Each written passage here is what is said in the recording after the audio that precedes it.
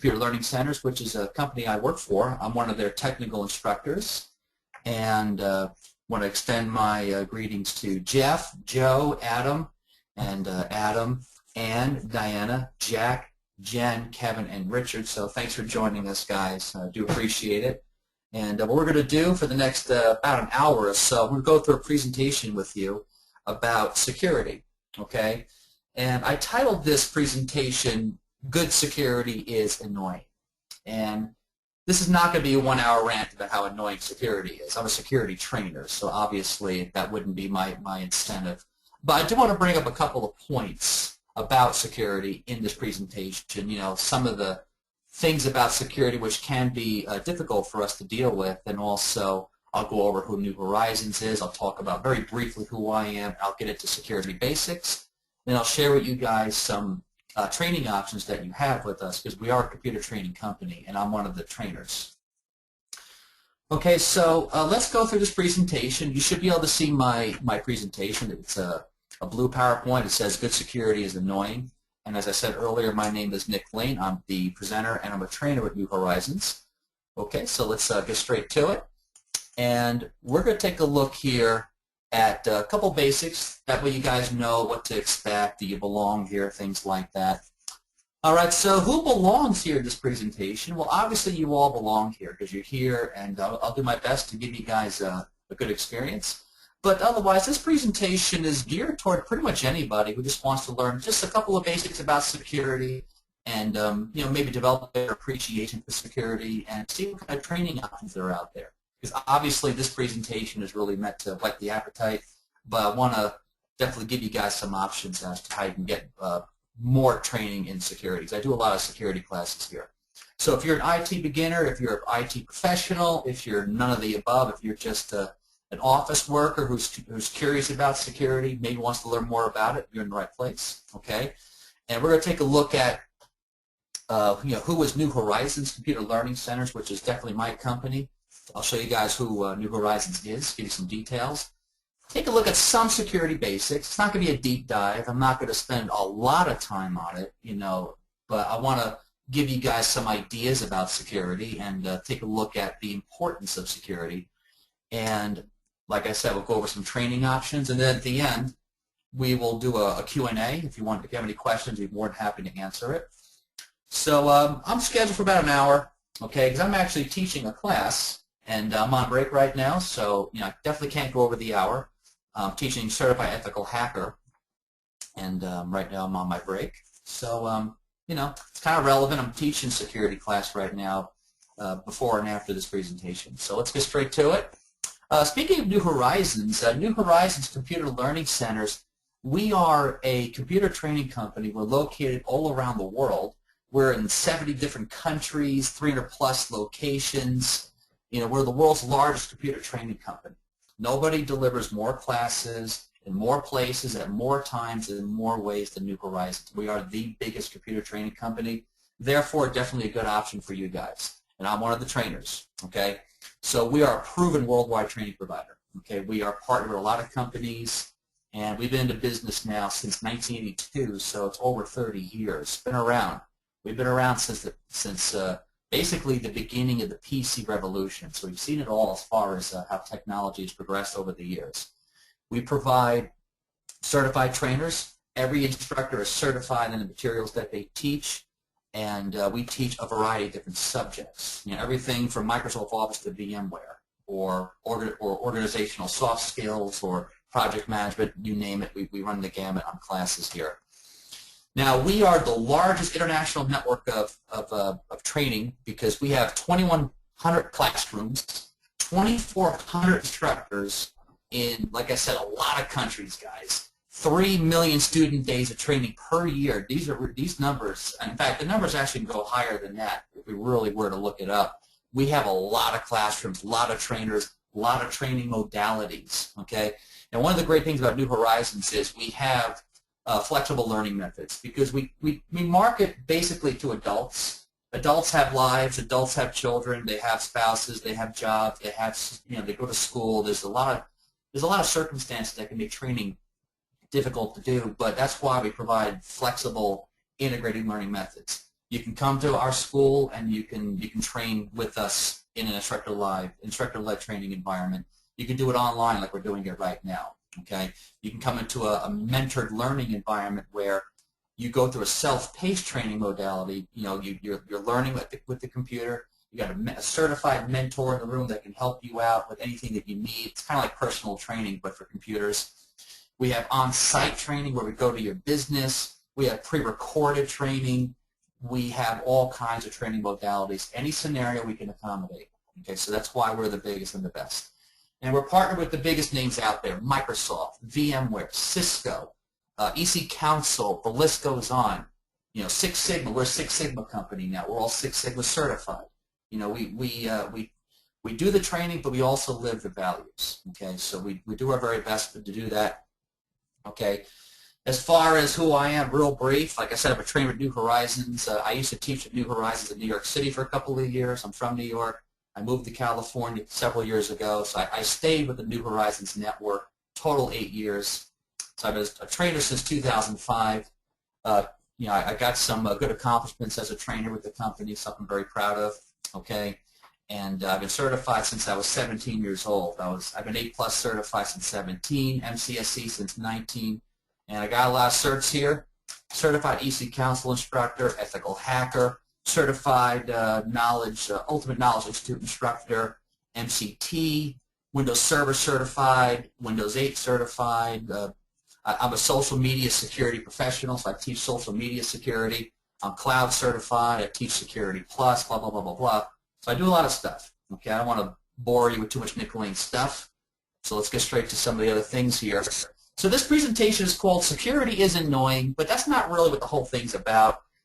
You know, it's about, you know, what is it about security that we really need to know? What are some of the stumbling blocks with it? And this is pretty much the stumbling block with security. Security, in essence, is a difficult thing to do because it's annoying. You know, they say in life you want to maximize pleasure and minimize pain. Well, security does cause pain. It causes pain for everybody. It causes pain for you. It causes pain for your enemies, okay? And some people are unwilling to endure that pain because it's painful. And as a result, they're opening the floodgates for their enemies, okay? So security, there is an element of it that can be perceived as annoying, okay? Now, these are just kind of silly examples here, but there's an element of truth to this. You know, privacy, very hard to come by today. Computers are now asking you questions when they didn't ask you questions before. There's more and more virus threats now ever before. There's, you know, hacking goes up every year. Identity theft goes up every year. And what are we doing to combat this? A lot of people are turning their backs on security because it's overwhelming and it's annoying. You know, we need to get out of that mindset because our interest in security should be going up, not down. So it begs the question, though, if security, you know, if increasing security decreases our freedoms, is it worth it? If increasing security decreases our ease of use of a technology, of a lifestyle, is it worth it? If you increase security and it decreases our functionalities, is it worth it? And a lot of people, you know, some people don't really like that about security. I'll give you an example. I mean, Microsoft and Apple, two very big software developers out there, software companies. And, you know, historically, Apple computers and Microsoft-based computers they focus on being easy to use, having a lot of features, but when you focus on ease of use and having a lot of features, you have to sacrifice something. You sacrifice security. Because as you increase security, you decrease ease of use and functionality. It's, you know, the more up you go, the less down you are. Okay, the more left you go, the less right you are. The same thing. Security is a trade-off. You have security at the expense of ease of use and functionality. You have ease of use and functionality at the expense of security. It's that simple. Question is it worth sacrificing certain freedoms, ease of use and functionality to, you know, be, I guess you would say, secure? And for the most part, the answer is no, which is why the two biggest vendors out there right now, Microsoft and Apple, have historically made relatively insecure operating systems. And I say that not because of bad programming. I say that because if Apple and Microsoft focus on secure operating systems and you know, and nothing else, the products won't be that friendly, they won't be that enjoyable, they don't make money, and therefore the customers will look at something else. So is it worth it anyway to have security? That's the question here. Well, let's look at a real example here. Okay, who found themselves too annoyed to implement good security recently? And I say that kind of as a form of satire, but is there any examples in recent weeks or months where a business did not follow basic security principles? And yes, okay, you read it in the news all the time now. Major hack took place against Target and various other types of you know, shopping locations. And they're saying right now that Target, as a result of this hack, 100 million credit cards got stolen. My goodness, okay? And why did this happen? Because the default usernames and passwords weren't changed on many of the point-of-sale terminals in their stores. That's it. That's why this happened, okay? They simply didn't follow the basics. They didn't lock their doors, you know, and hackers took advantage of that. Hackers started, you know, installing malware, you know, a form of virus on these machines, and, you know, push comes to shove, 100 million credit cards get stolen. That's insane, okay? So this could have been avoided, or at least it could have been made more difficult, but it wasn't, because good security is annoying. So as a result of this Target hack, my credit card got stolen because everybody in the world was shopping at Target during the time of the attack because it was Christmas season. And 100 million other people as well had their credit cards stolen. And this is not unprecedented. We've had many hacks over the years that involve millions of people, or even over 100 million people, you know, and pretty scary, okay? But the good news is, good security is annoying for us, but it is more annoying for the enemy. If it wasn't, it wouldn't be worth doing, okay? It is more annoying for the enemy, okay? It is more difficult for me to put my key into a door to unlock a door. Okay, I'm sorry, it's easier for me to do that versus an attacker breaking through that door. You know, they don't have the key. They have to invent some other means. So I'm not saying they can't do it. I'm just saying that it's there's a minimal headache for me to do it, but it creates a greater headache for the enemy. That's always the way it has to be. It has to, you know, when you invest, you want to get more than you give. That tends to be how it works. We want to receive more benefit than it gives to the enemy. It annoys us, but it annoys them more. And that's why good security is annoying, but it's worth it, okay? Because increasing security decreases enemy freedoms more. Increasing security decreases enemy ease of use more. Increasing security decreases enemy functionality more. If it didn't, I would question whether it'd be worth it or not. Probably still would be, but the incentive would be even more so to not do it. And you hear it a lot in media, okay, perhaps in the military. You hear it from politicians. Freedom is not free, okay? There's meant to be an element of overhead and discomfort and inconvenience to it, but that gives you a lot more conveniences as a result, okay? So that's kind of the attitude we got to take with security. We have to force ourselves to deal with it despite the annoyances. And if it doesn't annoy you a little bit, it's not secure. Okay, I mean, let me show you guys an image that I had up earlier. Okay, when Windows Vista came out back in 2007, okay, there was a feature of Windows Vista right here. Windows needs your permission to continue. You're just trying to change your resolution on your desktop. Windows is bugging you for permission. People got irate about this and they disabled it. They complained to Microsoft about it, and Microsoft dumbed it down with Windows 7 and Windows 8 because, you know, good security is annoying, and people complain, and complaints leads to lost dollars. So Microsoft dumbed it down. But if you understand security, you'll understand that the reason why Microsoft gave us this feature is because we actually asked for it. Administrators, you know, are constantly being told that, you know, you shouldn't use administrator privileges unless you have to, but you kind of have to a lot.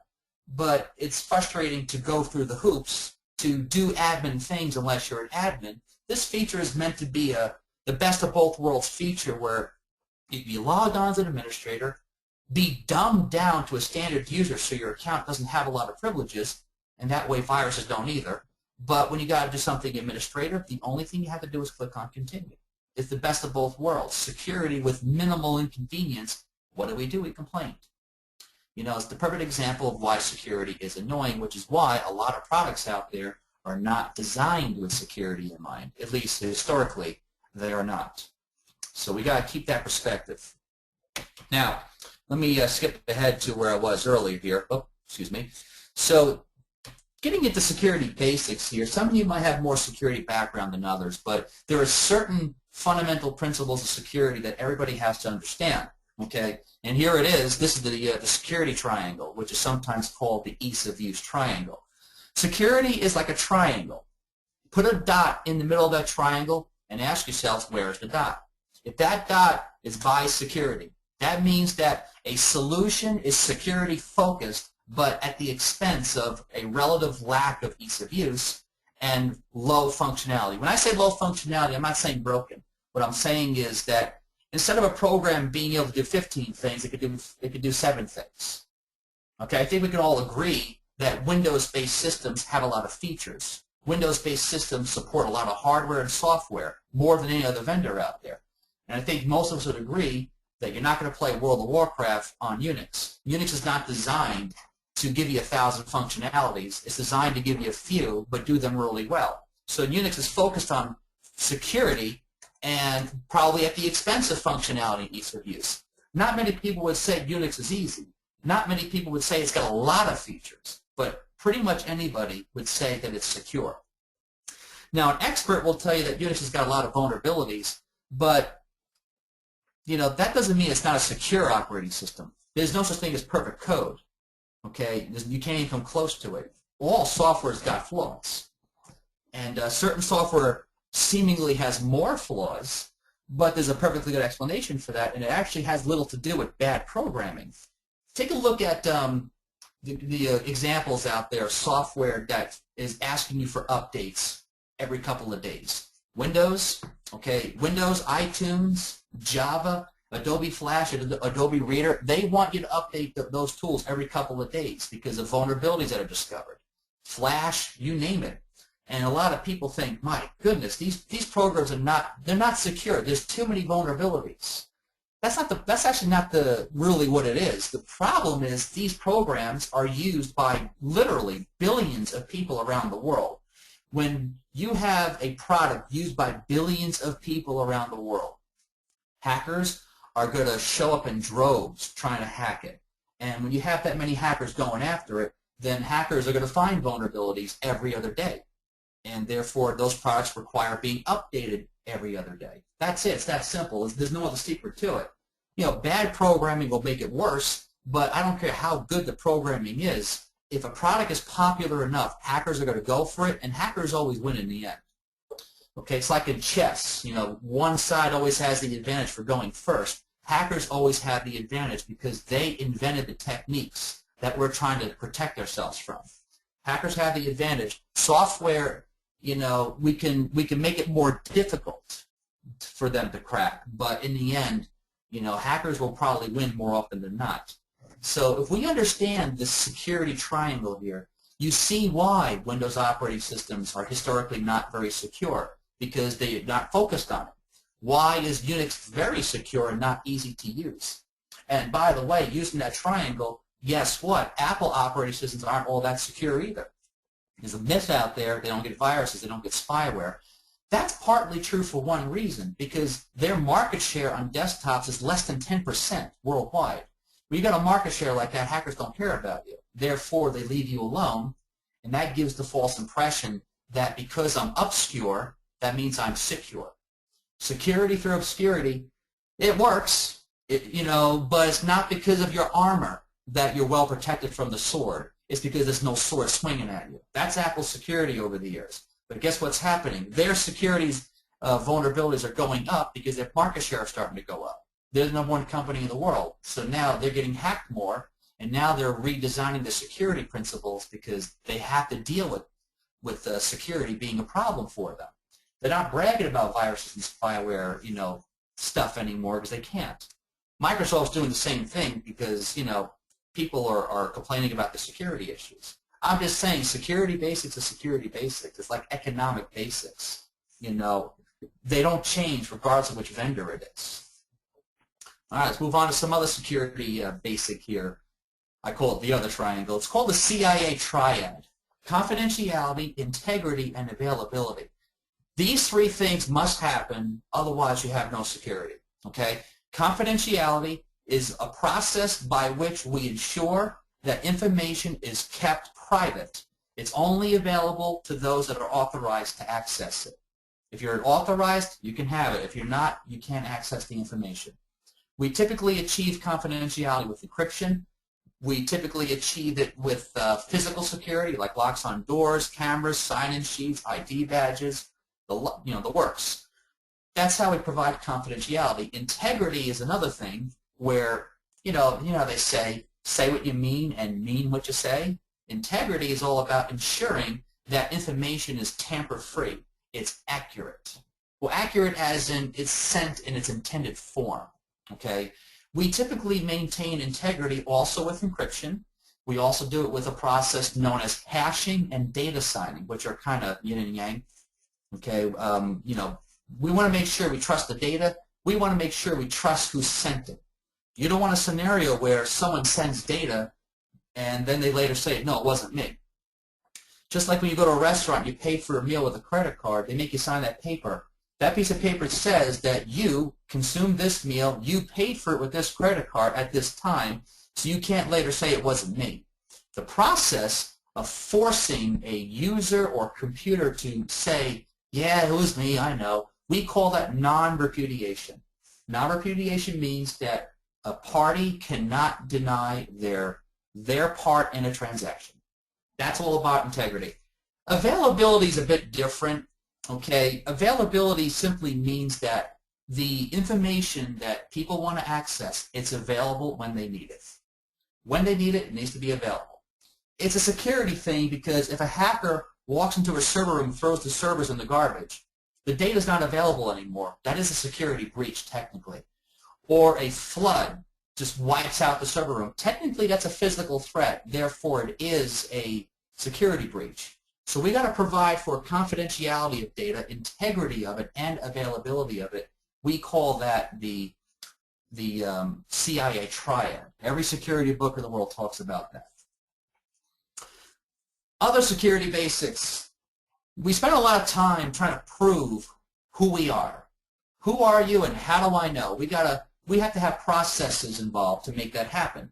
The process of verifying the identity of someone or something, we call that authentication. It's like going to a club or a bar. You claim to be Nick Lane. How do they know? You show them a driver's license. Okay, you have something that no one else has, plus you look like the guy in the picture. That is authentication. That is the something you have authentication method.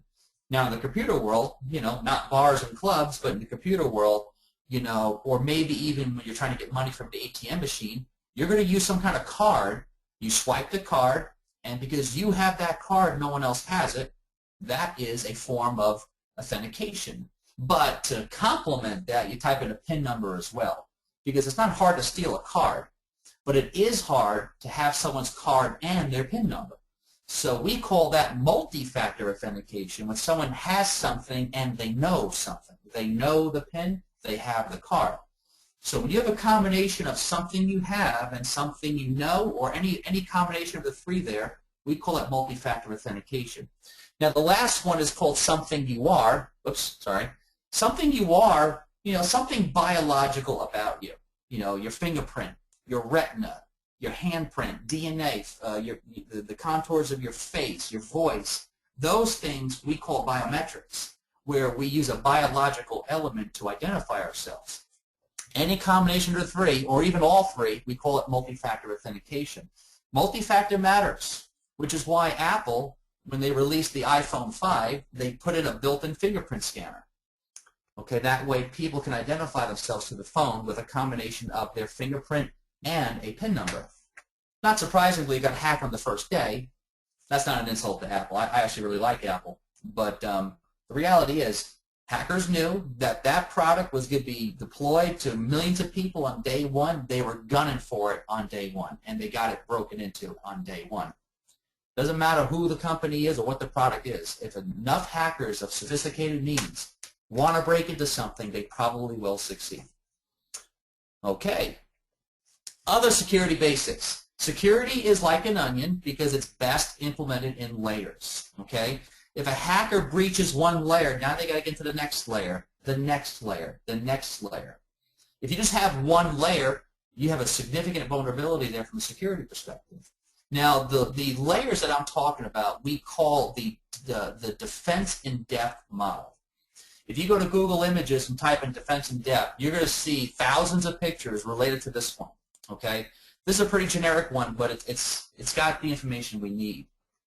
Okay, let's start off with a top-down approach, which actually looks kind of backwards. But if you look at the bottom there, you have what's called policies, procedures, and awareness. In other words, if you want to have security for a business, you better make it the law. You better make it the rules. You better enforce it. You better raise awareness about security. And that is where companies fall apart all the time. Okay, companies will expect you to do secure things, but they don't have policies written down. They don't educate people. They don't reward people for following the policies. They don't punish them for not following the policies. Okay, if you fail to have good policies, procedures, and awareness, the other layers are vulnerable. So that's the, I would say, the top-down approach literally is going to be that. Notice that the policies and procedures are encapsulating all the other layers above it because it protects all the layers above it. Next is physical security. I don't care how much encryption you have on that server. I don't care, you know, what types of security controls you have in place. If a hacker can walk in through the front door of that server room, take a server, throw it in the garbage, you have no physical security.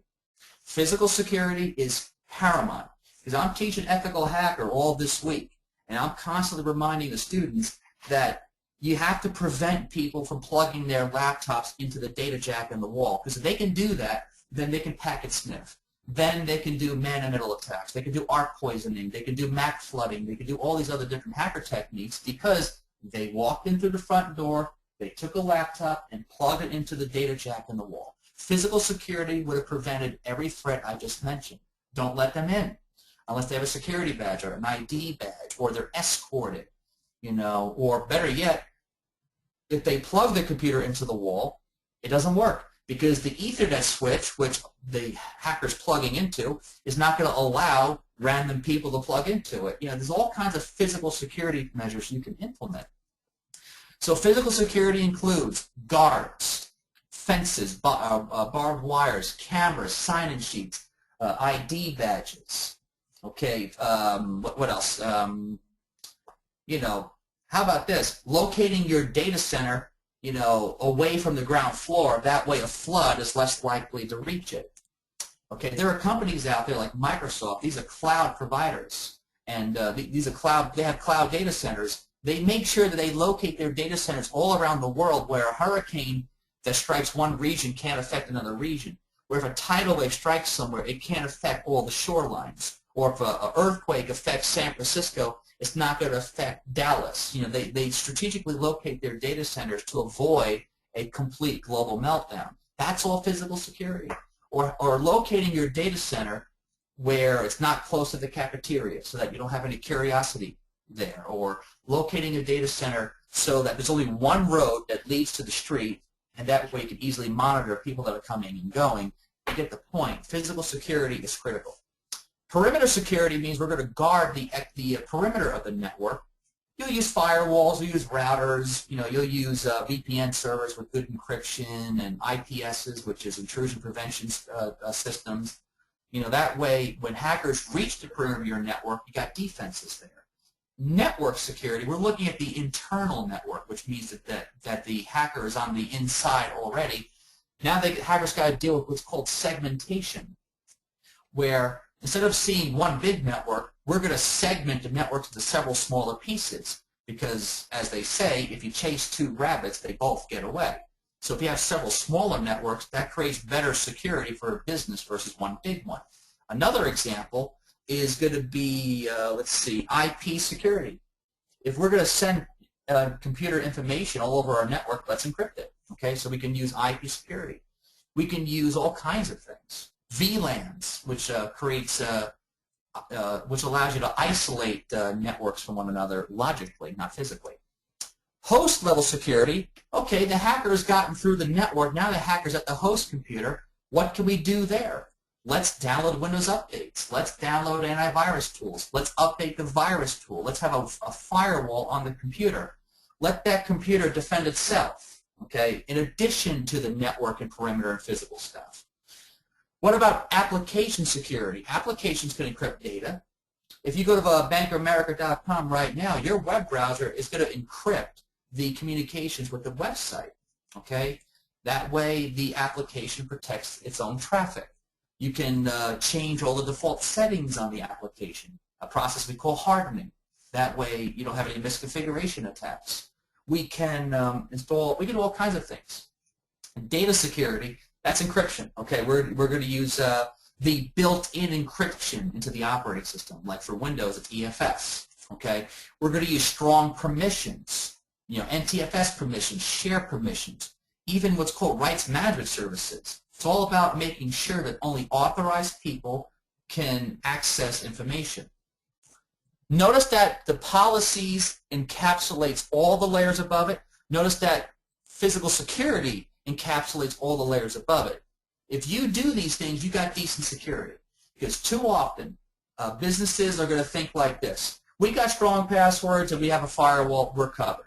Not even close. That is the mentality we have to avoid. Okay, now I grabbed this graphic from stopthehacker.com. Okay, just some scary things about hacking. Okay, in 2008, there's $1 trillion worth of intellectual property stolen worldwide. $1 trillion. Wow. It takes 10 minutes to crack a lowercase password that is 6 characters long. A lot of passwords are that size because it's easy for people to remember.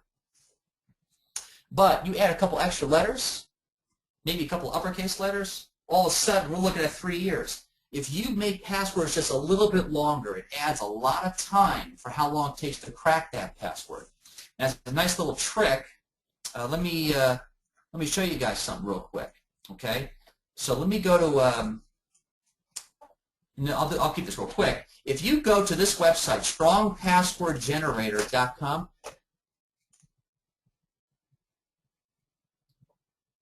Okay, for some reason it didn't go to the right one there. Give me a second, I apologize. I was on the site literally an hour ago. This site will help you generate strong passwords. 15 characters or higher is considered a strong password. How do I know? Take a look at this password here. Pretty complicated looking, but let's test it. HowSecureIsMyPassword.net. This will tell you how strong your password is. So let me type it in here, and no joke, pretty long time to crack. Now, it wouldn't literally take that long because hackers are smart. They don't come alone. They bring armies with them called botnets. They'll knock that number down a bit, but that's a pretty long number. I feel pretty good about that. So good password security is paramount to trying to avoid these hackers cracking the password techniques. There's a 156-day lapse between the time a computer is compromised and the time the compromise is detected. Sounds crazy, but that's true also biologically. When you get sick, you've actually been sick for a while. It just takes a while for your body to really respond to it effectively enough where you see the symptoms. Most viruses take a while because if they're a new virus, we call that a zero-day attack vector, a zero-day threat where there's no fix for it. It could take a couple of months before there's a fix for it. Scary. 90% of all businesses were surveyed that they were hacked in the last year. 90%. That's pretty crazy. Every day, more than 30,000 websites are infected with some kind of malware. Okay? The list goes on. The statistics are pretty scary. If you want a more complete report on statistics, go to Google, type in Symantec Security Report 2013. They compile a 100-page report on all the security and hacking statistics for the year 2013, and it's like a book. You learn a lot. Okay, so security is annoying, but having your credit card stolen is more annoying. good security is annoying, like remembering a 15-character password, but it's more annoying when your password gets stolen. So we have to deal with this.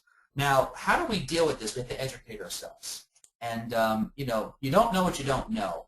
And, they say training is expensive, but stupid employees is more expensive. This is all true. Training is a critical element. I mean, I read, you can ask my coworkers, I read all the time, every day. Okay, I literally, I'm at bookstores every single day studying. I'm a bookworm. I believe in education. It makes sense that I be the one to tell you, get certified in security. Okay, we have a lot of security classes, and I don't plan to teach them all. But the ones I highlighted in red, I would say are good, goals. They're good starting points. Okay, things like, let's see, Ethical Hacker version 8, the one I'm doing as of 25 minutes from now. That's what I'm teaching this week. I do that one pretty frequently. A really good certification, a really big fish out there, makes a lot of money, is CISSP. Not an easy cert to get because it's not just a question of passing the test. You have to have the experience just for them to let you get certified. There's an experience prerequisite. CEH has that as well, but not as much. Okay, a new one by CompTIA, basically CompTIA's version of CISSP. It's called the CASP. Okay, it's similar to CISSP. Okay. Security Plus, that's a good starting point because you got to start somewhere. That's a good fundamentals class. It's pretty involved though, so it's not simple. There's a new one, Social Media Security Professional. Social media in a lot of spaces out there is the #1 security concern for businesses because it's a new thing, it's unregulated, and businesses are struggling to contain the data theft and the fraud and the confusion and the loss of information that takes place because of social media. So the Department of Defense said, hey, we need a security cert out there so that we can educate the country and get some experts teaching this stuff. So I got the cert. I'm our SMSP instructor. Another one, CHFI. This is not a hacker cert. This is going to be the person that goes to a business because that business got hacked, and you need to investigate what happened at the forensics level. It's computer forensics. It's pretty cool stuff. That's just some of them. You got VMware certification. I mean, VMware, they're taking over the world basically, so it makes sense to, get on board VMware. They're the #1 virtualization company out there. They're a major cloud provider, and learning about VMware security, you'll never be without a job for long. Plenty of other certs here, or classes in Exchange Server Security or Microsoft Forefront Security, Cisco certifications. This is not a random list. If you go to our website, nhsocal.com, you type in security on top of that browser there, you're going to see a list, that same exact list there, of the classes we have. And you click that little plus symbol there, it shows you where the class is being delivered. Is it going to be delivered in this city? Is it going to be done online? Just about every class we do is done online now and physically at the same time. That way we can get more people in there and we can target, large groups of people. But it shows you also the length of the class. Click on the outline. It shows you what you're going to learn. Okay, can't beat it. It's a simple tool. You go up to our search bar up there. You type in cloud. You type in SQL. You type in VMware. You type in Cisco. You type in PMP. You type in whatever you want to type. We teach it because we're the biggest. Here's just a small list of the classes we teach down there. Okay, I'm not saying I do it all, but I do several classes for sure. And here to talk about Server 12. I'm going to be teaching that one soon. And Windows Azure, that's Microsoft's cloud operating system. I've done seminars on that. So this is where you go to get the training. Now, Certified Ethical Hacker deserves to be, spotlighted here because this is who would want to be a certified ethical hacker, okay? But there is some confusion about the term because some people look at the word certified ethical hacker and it floors them. They're thinking, there's no such thing as ethical hacking. That would be like ethical beating people up. There is. In my world and in the security world, to me there is such thing as ethical hacking because hacking wasn't always a malicious thing. Back many years ago, hacking simply meant that you were curious, you want to learn how, you're a computer enthusiast, you're a hobbyist, you are not necessarily malicious. That was hacking. But as bad people start to do that stuff, and the media starts to use the word hacker in the negative context, 30 years of that, the word hacker is a bad word now, so we're trying to restore integrity to the word by saying, no, we can do ethical hacking. Now, I'll give you a perfect example. If New Horizons hires what's called a penetration tester to hack New Horizons because we want to learn what our vulnerabilities are, what we can do to improve our security, so if a real hacker comes along and tries to cause problems, we're better prepared. Penetration testing is what ethical hackers do. They penetrate a network under authorized conditions, contract signed, handshake, verbal agreement, monies are paid. You hire somebody to hack you, not somebody else, but to hack you. I'm not saying cause damage. I'm not saying steal. I'm not saying anything malicious. I'm just saying hack far enough where the point is made. Yes, here's a vulnerability, and you might want to fix that. If you are a business that is under the radar of HIPAA or PCI or Sarbanes-Oxley or who knows, those compliance regulations demand at the minimum vulnerability testing, if not penetration testing. Question is, who's going to do it? Okay, are you going to hire your admin to do it? I don't think so, because your administrator is going to lie. They're going to say, oh, there's nothing wrong, everything is secure. Of course they're going to say that. It's good job security. You got to hire a third-party person who doesn't care what problems they find. They're going to tell it like it is. That's an ethical hacker. Okay, so you have to hire a third-party consultant to come in and do ethical hacking. All right, so this class teaches you about penetration testing, also known as ethical hacking. If you think about it in that context, that is ethical hacking. There's nothing malicious about it. But if the ethical hacker goes too far, they do things that's not in the agreed upon contract, they can go to jail. Because if they're not doing what they're supposed to do, that's lying. Okay, that's malicious. This course is 5 days. You learn all kinds of things. Buffer overflows, denial of service, social engineering, okay, session hijacking, port scanning, the list goes on.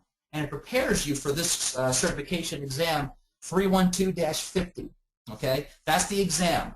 The exam is at least $250, if not $500. It depends if you can get a voucher or not.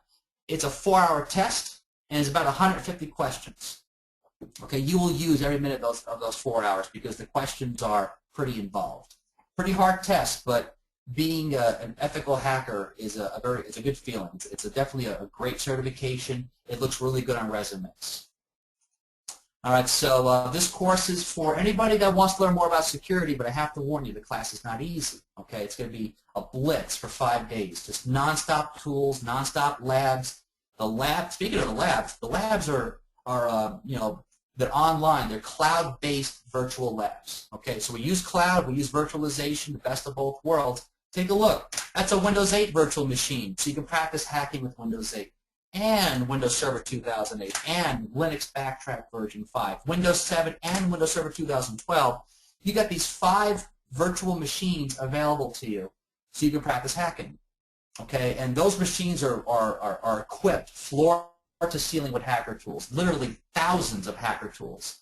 So you don't have to go downloading these all. These are all there already. Okay, so our online labs are available 24/7 for up to 6 months from anywhere. You can reset the lab 100 times. You can do the same lab a million times. Doesn't care. Okay, and the lab will even tell you what to do. The lab's going to baby you. The lab's going to make you tell you exactly what to do. You can do whatever you want, but the lab will tell you what you can do. That way you can do it right. Okay, so as EC Council is known for saying with Ethical Hacker, hackers are here. Where are you? Okay, my strong recommendation to you, is to eliminate the security is annoying mindset, and let's start annoying ourselves. Let's get more secure. In fact, let's annoy the hackers more.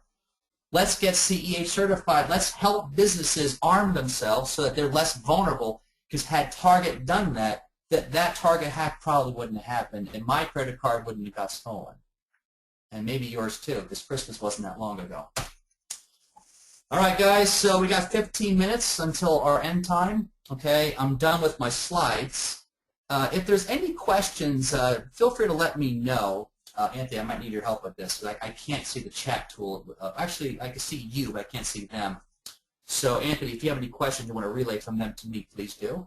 If there's any questions, Looks like we I'm don't. not forcing you guys, but if you have any questions. Looks like we don't have any listens. Oh, there's one that just popped up. If I missed some of the presentation, is it recorded? Corey, yes, it has been recorded and it will be uploaded to YouTube. So we can email you afterwards if you'd like with that link. Thank you, Anthony. Is there any other questions? We have some time, and I'm here to help you guys. Questions about security, questions about courses, questions about New Horizons. We can definitely help you guys if you have any questions.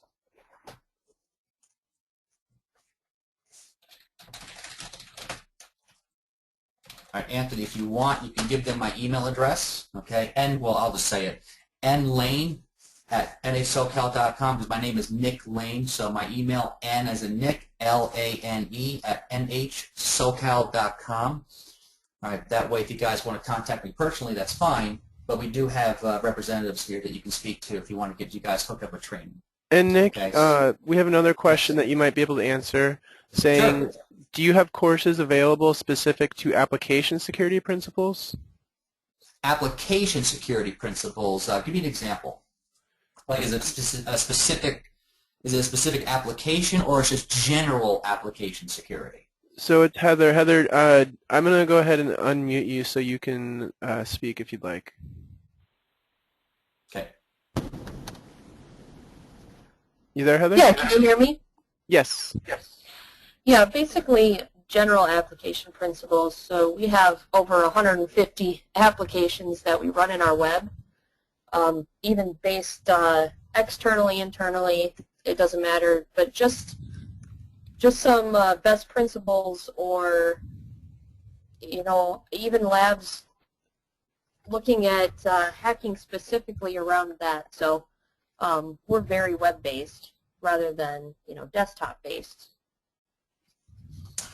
Okay, that's a good question, and there might be some feedback. We're going to have to mute some mics.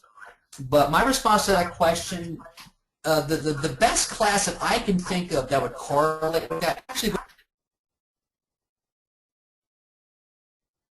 that talk. Oh, I just realized I was muted. Let me restate. Okay, that's a very good question, and believe it or not, I think the best class that we have that would target that would be Ethical Hacker, because literally today I taught 2 chapters. One of them is called Hacking Web Applications, and the other is Hacking Web Servers. And then it follows with SQL injection attacks, blah, blah, blah, blah, blah. Okay, because a lot of applications are web-based now. And yes, in the class we talk about how to break those things, but at the end of every one of these hacking chapters, there's countermeasures. What can we do to mitigate attacking web applications? What can we do to mitigate attacking web servers? What can we do to mitigate SQL injection attacks? What can we do to mitigate buffer overflow attacks? What can we do to mitigate hijacking attacks? So the class is aimed at how to hack all of that, but also at the end of every chapter there's a series of best practices that you can follow on how to harden those applications. You know, how to make it's good security principles. So that would be the best fit for that class that I can think of. Otherwise, I'm not a salesperson, I'm a trainer. Therefore, there might be another class out there that could be a better fit. We might have to direct that question to Anthony, maybe Cindy, perhaps, if need be. Okay. Otherwise, that's my response. I think CH would be really good for you. If there's any other questions, feel free to let me know. I have 11 minutes. You guys are more than welcome to depart, but I am here for you if you have any questions.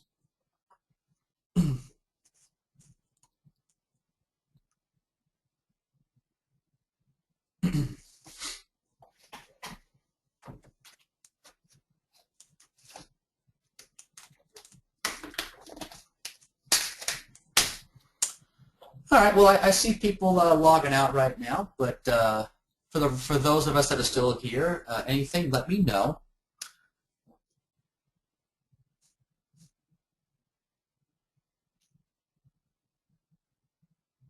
My guess is, Anthony, they're probably gonna call it a day here. Okay, it looks like there's no more questions.